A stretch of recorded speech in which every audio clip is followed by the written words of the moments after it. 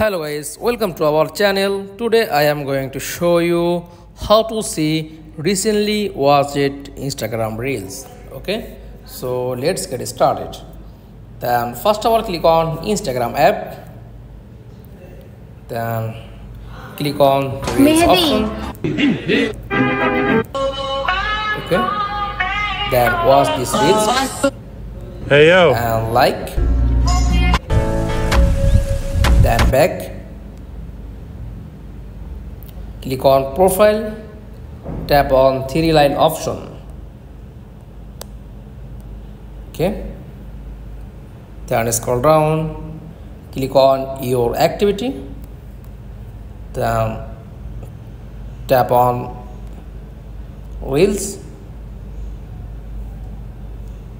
then back, like,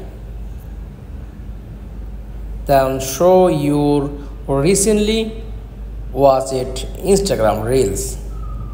That's all. Thanks for watching. Please like, comments and subscribe. Thank you.